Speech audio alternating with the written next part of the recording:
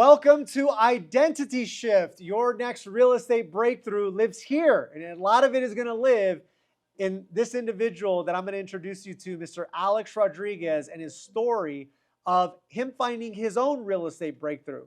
So if you've got a pen, a piece of paper, I want you to take notes, and I want to welcome Mr. Alex Rodriguez. Thank you. Alex, I want to jump right into it, and I want to start with kind of the before story, right? Before we were working together, before you were in the, we were working together. Mm-hmm. What was real estate business life like at that time? If you can remember, what did the day look like? What did the relationships look like? What did the income, what was it like? Well, what I can remember is I spent a lot of time working with buyers. Okay. So my work day pretty much never ended, working 7 days a week. Whenever the buyer wanted to go see a home, showing maybe 3-4 buyers a day, maybe 15 homes in a day. I probably did the most. And my commission splits were kind of tight, right? So I was getting like maybe 50% of whatever paycheck I made, whatever commission I made. And yeah, just worked a whole ton, didn't make a whole ton, but I learned a whole lot. That's what it was like prior to me coming to PAK. So some of the early struggles were really dollar for time. You weren't earning the amount of income that maybe you wanted to be earning, but also you were working a lot. What did those struggles present outside of the business? Oh man, for starters, missing my kids' soccer games, baseball games, Boy Scouts, Girl Scouts, whatever functions my family had, I had to sacrifice that quite often. And yeah, just working a whole ton, man. Yeah. I'm curious because as an agent, what was the thing that was maybe keeping you up at night? Was there something that maybe you weren't doing, you wanted to learn? Like, what was the big internal, Ooh, that's a good one. You know what I remember mostly is that I didn't want to let my broker down. I was getting a lot of deals from my broker, like leads from my broker, and that's probably why my commission split was only 50%. But what I didn't want to do is it be a mistake that I made why the deal didn't close. Interesting. So you're working a lot, and the big internal struggle for you was, I can't let this person down. So that was the energy that you were coming from with your clients and with your overall business. Correct. Yeah. That's interesting. So then the decision moment came, right? And you decided to join the PAK. And I remember pretty clearly, I remember you showing up earlier. And, I'm just going to say, for those of you that are watching, Alex is he's much more polished, right? right now than when we first met. And that's all to your credit, bro, because you came in, you really listened, and you really implemented a lot of the tools that we were teaching around all the great leaders were instructing. So kudos to you. Thank you, man. Think back, what was like your decision moment? What was going through your mind? Yeah, I could say what you said is true, man. Like there was a time where, I was a lot more rough around the edges, and when I got introduced to PAK and, some of the people that had already joined PAK, I really admired and looked up to. And I remember I went to one of the PAKtivate events, and you had said something pretty significant on stage that had resonated with me at that time. And it just clicked, man. It made sense. I said, yeah, you know what? That is right. I do feel like that. And then from there, I just said, hey, I made a decision and signed up with PAK. And, I've been doing better and better every year since I've been here. That's phenomenal. So I'm curious, what were the hesitations in that lead up moment? Because I know typically you're not just like, oh, you said that great, I'm joining. It's right. What were some of the hesitations originally that then maybe made sense a little bit more once you heard what what moved it forward? I would just say the timing, man. Like the timing was, like everything was in perfect alignment. I would say that when I went to go visit you guys and seen you on stage and the information that you guys were sharing, it just all hit at the right time. But like the biggest thing that kept me from moving to any other company was my loyalty to the company I was working at previously. Interesting. Yeah. So would you say that you were almost at a place where you were willing to sacrifice kind of your goals, your dreams, your ambitions because of the loyalty? Yeah. Yeah. Mm-hmm. And and it's interesting because I think that's a big thing with a lot of real estate professionals that, you find this, hey, you brought me into the business, you showed me, you showed me some things, and it's a very real thing. I've Right. Yeah. experienced that as well. And I think if you've been in the business for a good amount of time, like that is Mhm. something that lives there. So Yeah.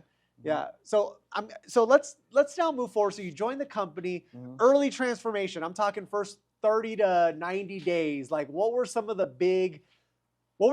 victories that you felt early where you knew, okay, it's tough, or it's different. Mm-hmm. However, wow, I'm glad, I had this victory, Mm. and it really started to help propel you.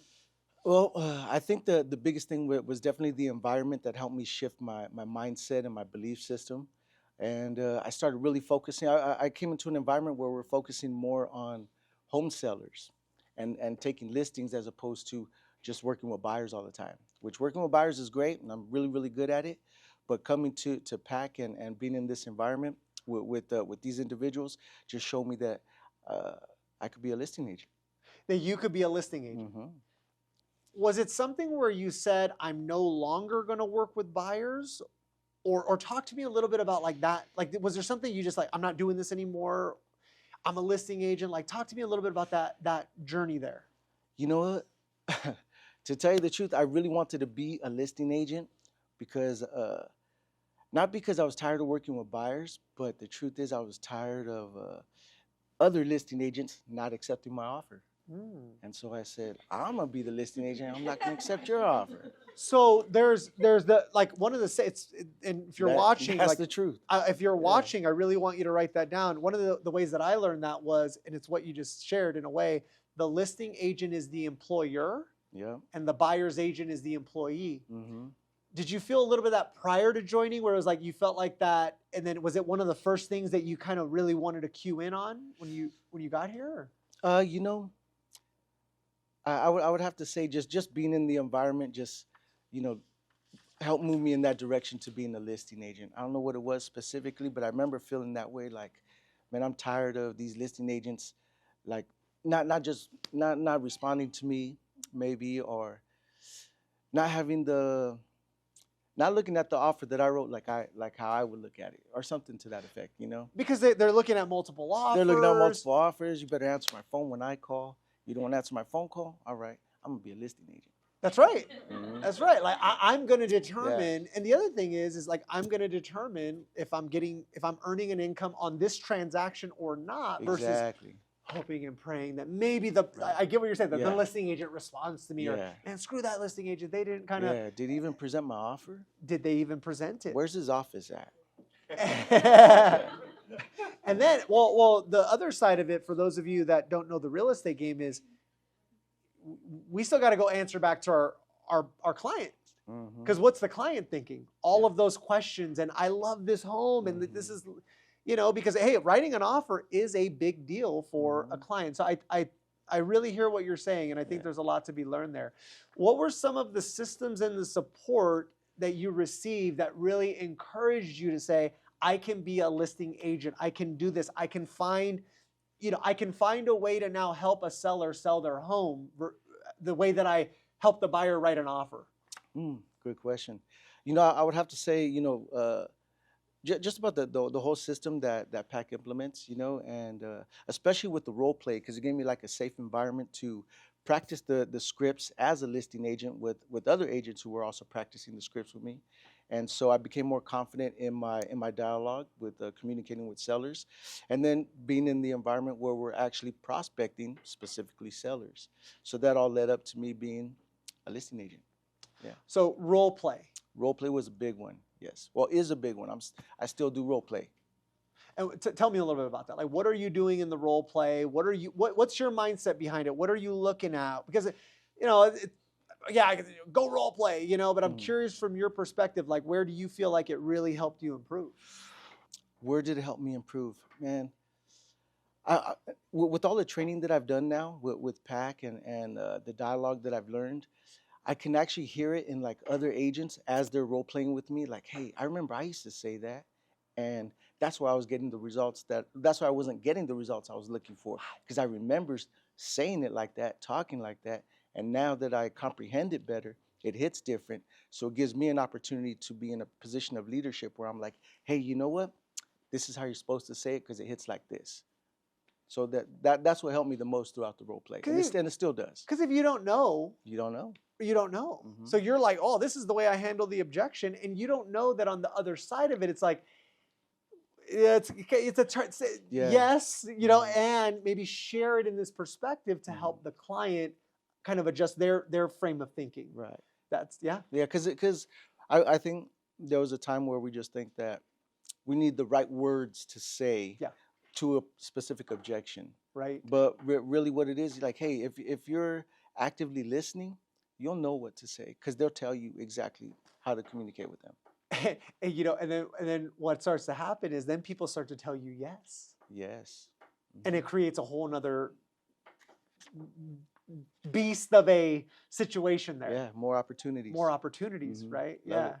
Raises the confidence. Oh, yeah, definitely. Yeah. Definitely. Yeah. So let's do, what was the mindset shift? Like, so now you joined the company, you're working on yourself, you're working on your skills, you're, role plays, you're surrounded in an environment where people are, they're looking for sellers. Like for you, what was the day where you, because, we're going to get into some numbers and things along those lines, but like, what was the day for you or the timing or the thing that happened for you where you're like, mindset shift? I talk to you now and you're very clear. This is what's happening. This is what's going on. This is how I'm doing. What was that shift for you? I can't narrow it down to a specific day, but there was a training that you had did and where you talked about putting yourself into the future tense, right? Where you go teleport yourself into the future and then you think from that moment. You think from there as if all the things you want to accomplish have already been accomplished, right? And so I began that journey, and that's what shifted my mindset. Was there a belief that maybe you let go of in that process? Yeah, there was a time I thought like I would kind of steer clear of taking listings. I would just stay in that buyer agent zone because that's where I was a beast at. So like even till today, I still deal with it. I get a Beverly Hills property that pops up on my dialer. And I'm hoping they don't answer. Yeah. Because I'm like, dude, 4.5 mil. Well, I think what you start to understand, and for those that are listening, is understanding that you said it, becoming a listing agent. That's a mindset shift. Yeah. Right. Going from doing one listing to being able to do a listing a week, it's a mindset shift. The price point, it's a mindset shift. So we're constantly working in the direction of improving and getting better. It doesn't stop necessarily. That's correct. Yeah. I want to really focus in on some results now. So prior to joining, on average, what were you earning in a year on a yearly income basis? On average, I would say anywhere from like 80 to 100, 120 max. 80 to 120. Yeah. So maybe, I don't know what that breaks down monthly to, but 5. Do you do it that way? Like monthly, here's kind of what I was earning, or? You know what? To tell you the truth, I've never really ran my real estate business like a business until I came to PAK. So therefore, I was just working. Just working. If a check came, great, just keep working. Really? But once I came to PAK, I implemented the systems and the tools, like the numbers tracker. Now I'm seeing how I'm able, how long it takes me to convert my conversations into an appointment, how many appointments into a signed contract, and my income.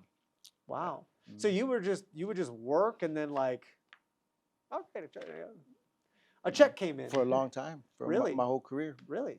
And so what will you earn this year in real estate? Well, this month I am breaking through to the $30,000 club. So that's going to be the first time. So as long as I keep that going, sheesh, 30 times 12. That's right. Let's go. So this is the first time you're gonna earn $30,000 or more in a month. That's correct. I've been close before, but Yeah. this is going to be the official time where I actually break that. That is and do that. phenomenal. So I mean, really, you could be on track for virtually $250,000 of income. That's what it Plus. looks like. Yeah. Yeah, yeah. So I'm just curious, like, what lifestyle changes does that even represent in someone's life? Man, that's a good question too, because I kind of feel like I'm still the same guy where I just like to work, and I just work and I work.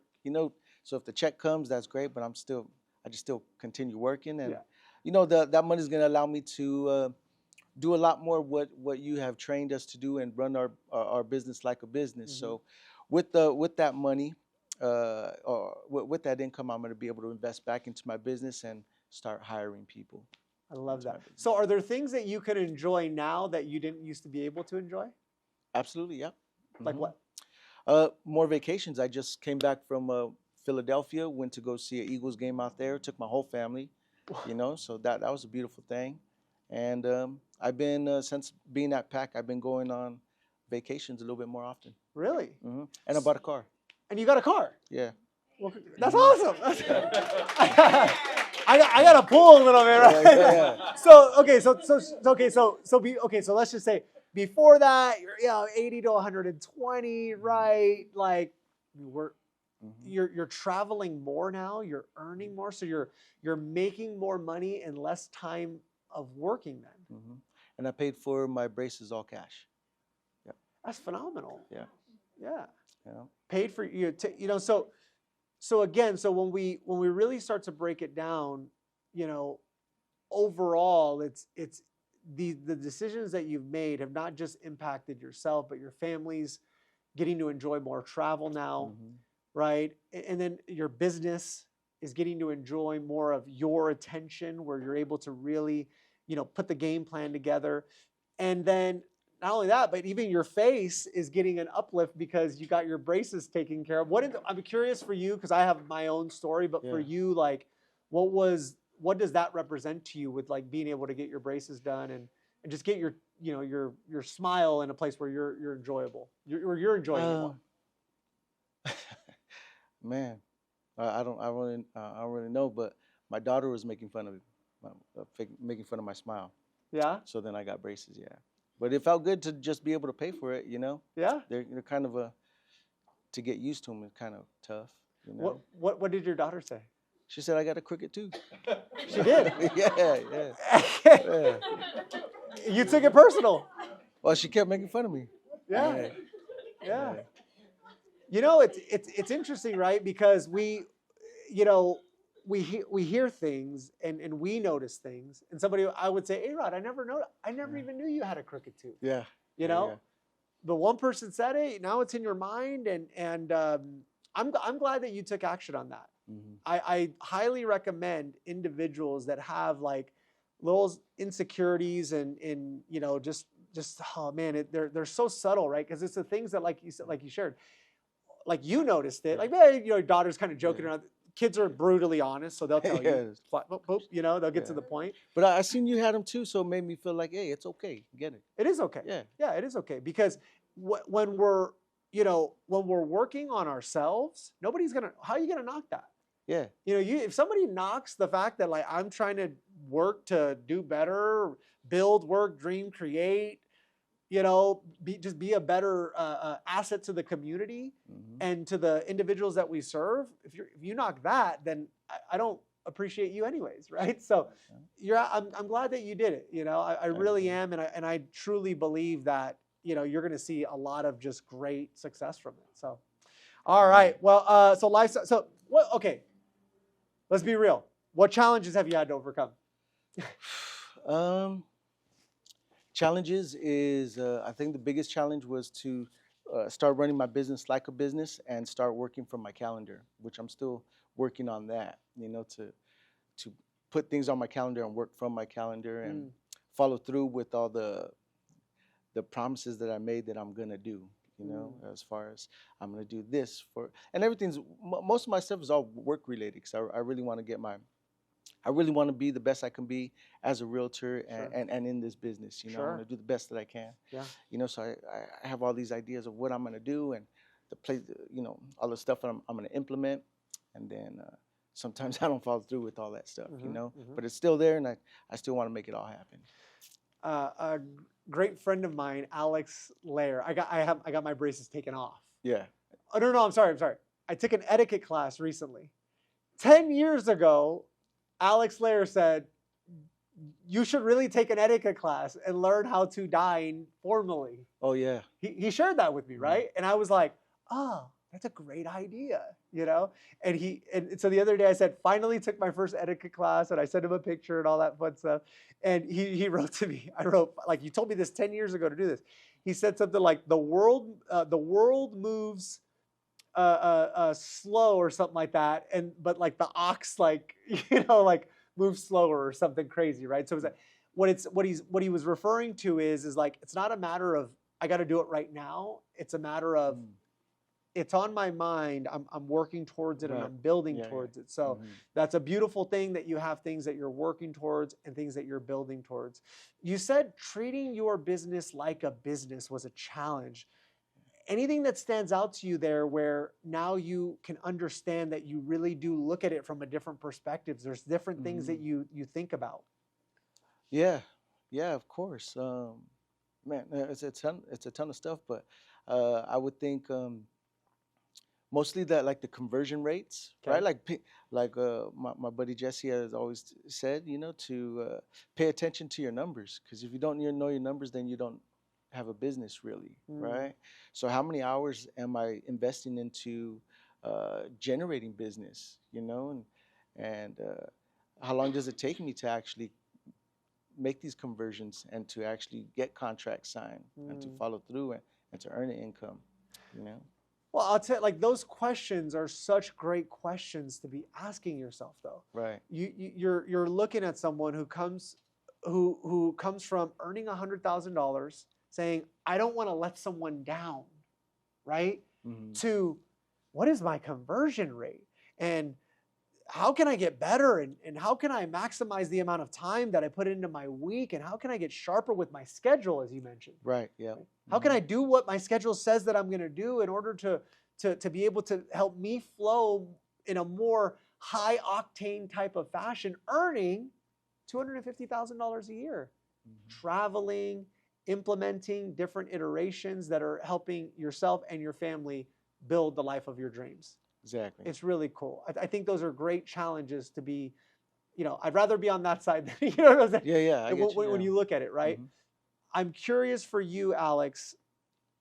Somebody's watching this right now and they're at home or wherever they're at, and maybe they're feeling a little bit stuck. They're in a position where they're like, you know what? Real estate, I'm getting out of real estate. You know, my wife gave me the ultimatum that if I don't start making this happen, then I'm out of the business. Or my husband told me that if I don't make a sale happen, that I need to get out of this business, because if not, this is just not working. I should go get a real job. What would you share with them? What would I share with them? I would say be careful with your internal dialogue. So would you say be careful with your internal dialogue? Tell me more about that. Because you're gonna your identity, right? So whatever you believe yourself to be, that's how you're gonna perform. Pretty much, yeah. For you, has there been some identity? What have been some identity shifts that you've experienced? I'm curious that maybe you could help somebody with. Well, first, just like believing that I can, and then putting in the work, and then watching the results come to fruition, as I say. Yeah, pretty much that. Just becoming a listing agent, pretty much. Yeah. Yeah. So I'm curious, right? So for you, when you think back, like, what were some of the thoughts that you had that now when you look back at them, you go, that was a big limiting belief, that if I didn't break that, I wouldn't be where I'm at right now. I wouldn't have the mindset. I wouldn't be building in the way that I'm building right now. Maybe just thinking that, you know, maybe that area of work is not for me. I'm only strong at this, so I'm going to stick to this. Oh. And like, me having that hesitation or that disbelief that I can actually be a listing agent. Maybe I used to think that at one point. Yeah. You know, and then I don't know when it was that I broke through, but I know PAK helped me get through that, and still working on it, man. Yeah. So quite literally, like, that's for them. This is what I do. Something like that. Yeah. And just that moving forward, and now you're just open your business up completely. Yeah. Mm-hmm. So with that future self, like, what's possible for you this year? You earn $250,000 this year.